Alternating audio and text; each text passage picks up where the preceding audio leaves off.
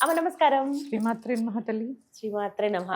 అమ్మ సువాసిని పూజ అమ్మ అసలు ఎన్నిసార్లు ప్రస్తావనకు వచ్చిందో కదా మన మధ్య. అవునమ్మా. చెప్పాలి ఖచ్చితంగా, నేను అవును. పలానా చోట చూసాను, ఇలా చేస్తున్నారు, అలా కాదు, పద్ధతి కాదు అని. అవును, చెప్పండి అమ్మా, మేము ఎదురు చూస్తున్నాం, ఎలా తప్పకుండా చేసుకోవాలి? అమ్మా. మీరు దసరాల్లో మా సన్నిధానంలో చూసే ఉంటారు. అది నవరాత్రి, అది అదృష్టం అది సువాసిని పూజ అంటే అంటే అందరికీ తెలియకపోవచ్చు, తెలియచేయాలనే ప్రయత్నం ఉమ్, చేస్తున్నారు భక్తిగా. ఉమ్, ఇక్కడ ఒక్కటే అమ్మా, వచ్చినటువంటి ఆ ముత్తైదు ఎవరైతే ఉంటారో ఆ సువాసిని పూజ చేస్తున్నటువంటి స్త్రీలని అమ్మవారి స్వరూపంగా భావించండి. ఉమ్, ఇక్కడ వయసుతో కానీ వర్గంతో కానీ సంబంధం లేదు. ఉమ్, అది ఆవిడ ఎవరి రూపంలో వస్తుందో ఎవరు చెప్పగలరమ్మా? ఊహించలేరు కదా. ఇప్పుడు నేను చేసినప్పుడు మన సన్నిధానంలో పాత్రలు, ఆ, దాని పాత్రలు కడిగేటటువంటి వాళ్ళ దగ్గర నుంచి సేవ చేసే వాళ్ళందరికీ నేను ఉన్నారు ఆ రోజు. అవును, చేస్తాను. చూశాను నేను.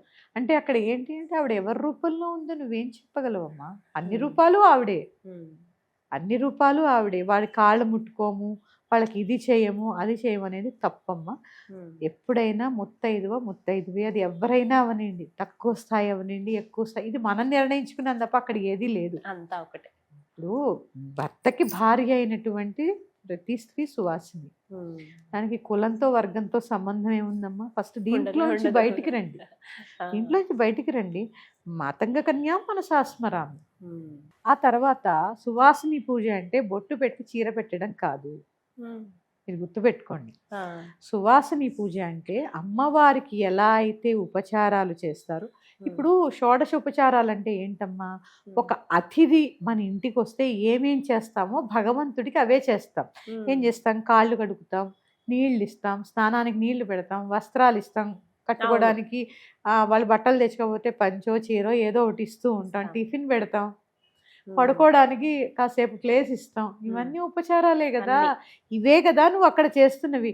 నో దేవుడికి చేసేవన్నీ వీళ్ళకి చేసేవి కదా. అతిథికి ఎలా అయితే చేస్తున్నావో పిలిచినటువంటి భగవంతుడికి అదే సేవ చేస్తున్నాం. ఎందుకంటే మన ధర్మం ఏం చెప్పింది?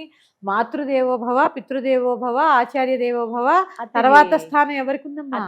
అంటే అతిథి భగవంతుడితో సమానం కాబట్టే అతిథికి చేసేవన్నీ భగవంతుడికి చేస్తున్నాం. ఇక్కడ కూడా అవే చెయ్యాలి. కాళ్ళు కడగాలి, స్నానానికి చక్కగా ముందు రోజే వాళ్ళకి వెళ్ళి, అవకాశం ఉంటే మీ ఇంట్లో స్నానం చేయమని చెప్పండి, లేదా కుంకుడికాయలు, తర్వాత ఒంటికి రాసుకునేటటువంటి నూనె, పసుపు, కుంకుమ, సున్నిపిండి ఇచ్చి రావాలి. ముందు రోజు చక్కగా ఇచ్చి వారు స్నానం చేసి భోజనానికి ఆహ్వానించి రావాలి. ఇచ్చి వాళ్ళు చక్కగా అన్ని చేసుకుని వచ్చిన తర్వాత చక్కగా కూర్చోపెట్టి ఉచిత ఆసనం వేసి, ఏదో ప్లాస్టిక్ చైర్ లాగేసి కూర్చోండి అనడం కాకుండా ఒక స్పెషల్ ఆసనం వేసి, అంటే ఉన్న ప్లాస్టిక్ కుర్చీ మీద ఒక చీర వేసి, వస్త్రాన్ని వేసి కూర్చోపెట్టి, కాళ్ళు కడిగి చక్కగా చేతులు కడుక్కోవడానికి నీళ్ళు ఇచ్చి, మళ్ళీ కూర్చోబెట్టి మంచినీరు ఇచ్చి, ఇలా ఎన్ని ఉపచారాలు ఉంటాయో అన్నీ చేయాలమ్మా. హారతితో సహా ఇవ్వాలి. ఎందుకంటే నువ్వు పిలిచి సువాసిని పూజ చేసినటువంటి ఆవిడే అమ్మ స్వరూపంగా నువ్వు భావించాలి. మేమైతే చెరుకు గడలు కూడా ఇస్తాం పట్టుకోవడానికి. చెరుకు గడలు కూడా ఇస్తాం. అంటే అన్ని సమర్పించాలి, దండ వెయ్యాలి. పైగా ఇంకొకటి చెప్తాను, వస్త్రం సమర్పించేటప్పుడు ఎంత తక్కువ ఖరీదు ఉంటే అంత తక్కువ కొంటూ ఉంటారు. చాలా తప్పు, చాలా తప్పమ్మా అది. ఇవి రెండు విషయాలు చెప్తానమ్మా, సందర్భం వచ్చింది కాబట్టి. దేవాలయాల్లో కూడా వస్త్రాలు ఇస్తున్నప్పుడు ఆ పక్కనున్నవి దాన్ని ఏమంటారు, గట్టి గట్టిగా ఉన్నవి అసలమ్మా నువ్వే ఒంటి మీద వేసుకోలేవు. అమ్మా ఆవిడ లావణ్యవతి, లలితా పరమేశ్వరి, అతి సౌందర్యవతి, ఎలా కడతారమ్మా? ఆవిడకి కట్టరు కదా. ఇప్పుడు విజయవాడలో చూడండి, అమ్మకు పట్టు చీర ఇస్తేనే కట్టాలి, అంతే. మరి ఆవిడమ్మ, ఆవిడెవరు? జగాన్ని పాలించినటువంటి మాత. అంతే. నీ దగ్గర స్తోమత లేదు, ఒక నమస్కారం పెట్టి ఊరుకోమ్మా.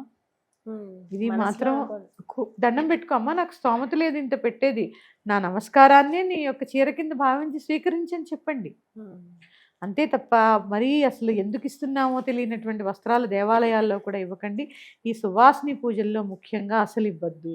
నీకు స్తోమత ఉంటే, నువ్వు ఎంత ఖరీదు చీర అయితే కట్టుకోగలిగే స్తోమత నీకుందో అంత స్తోమత ఉన్న చీర కొనాలి. నువ్వు ఇచ్చినది అమ్మవారి స్వరూపి కింద భావించి ఉమ్, వాళ్ళ మనసు ఆనందంతో నిండాలి. ఉమ్, అలాగే చక్కటి భోజనం పెట్టాలి, పెట్టి దక్షిణ కూడా ఇవ్వాలమ్మా. ఆహా, దక్షిణ తాంబూలాలు ఇచ్చి నీకు ఎంత వీలైతే అంత, ఉమ్, ఎంత నువ్వు ఇయ్యగలిగితే ఎంతైనా ఇవ్వచ్చు, నీ తృప్తి అది. ఆ, ఎందుకంటే ఆ వచ్చినది మనిషి రూపంలో చూడద్దు, ఉమ్, అమ్మ కిందే భావించాలి. ఇక రెండవది, ఉమ్, ఆ సువాసిని పూజకు వచ్చినటువంటి వాళ్ళు ఎవరైతే ఉంటారో వారు కూడా ఏం చెయ్యాలి, ఉమ్, ఆ పక్క వాళ్ళతో ఈ పక్క వాళ్ళతో ఫోన్లో మాట్లాడకుండా సువాసిని పూజ చేస్తున్నంత సమయము కూడా శ్రీమాత్రే నమః అనే నామాన్ని స్మరిస్తూ చక్కగా కూర్చోవాలి, వేరే ఏమీ మాట్లాడద్దు. ఆ పూజ చేసేవారి యొక్క పూజను స్వీకరించి మీరే చక్కటి ముత్తైదువుగా మనస్ఫూర్తిగా వారిని దీవించాలి. ఉమ్, ఆ నామాన్ని ఉచ్చరిస్తూనే ఉండాలమ్మా.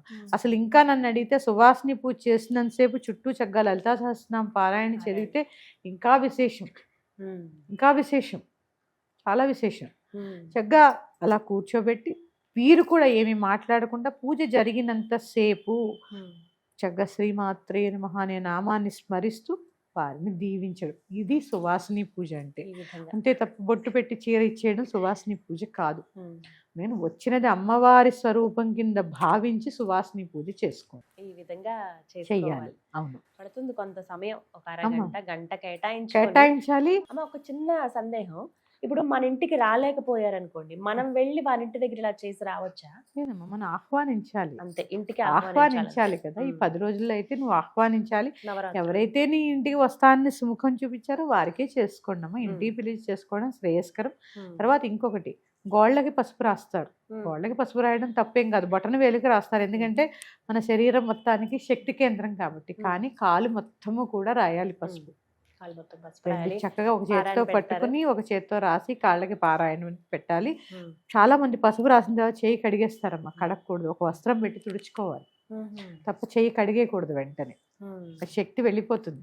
నేను చక్కగా ఒక బట్ట పెట్టి తుడిచేసుకుని పారాయణ పెట్టండి. చాలా సందేహం అయితే నివృత్తి చేశారు. అమ్మా. ఇప్పటి వరకు తెలియక మేము ఎన్నో పొరపాట్లు చేశాము, కానీ ఇక్కడ అమ్మా. నుంచి మీరు చెప్పిన విధంగా పాటిస్తామమ్మా. అమ్మ, సువాసిని పూజ అందరూ చేస్తాం. చాలా శ్రద్ధగా చేస్తున్నారమ్మా. ఇవి ఇలాంటి చిన్న చిన్న మార్పులు చేసుకుంటే ఎన్నో అనుభవాలు పొందుతారమ్మా. అంటే మీరు కూడా ఎటువంటి ఫలితాన్ని పొందొచ్చు? ఫలితం ఉంటుందా వీటికి అని అసలు అడుగుతారమ్మా. నేను చెప్పినట్టు ఒకసారి చేసి చూడండి. అంతేనా? అసలు అనుభవిస్తాం. ముందమ్మా అనుభవమే మనకి అసలు అనిర్వచనీయంగా ఉంటాయి, కొన్ని చెప్పలేం. ఆ. అసలు ఆ అనుభూతిని మనం నిర్వచించలేం అనమాట, అనిర్వచనీయమైనది. ఉమ్, చక్కగా వివరించారమ్మా. ధన్యవాదాలు. శ్రీమాత్రే నమః.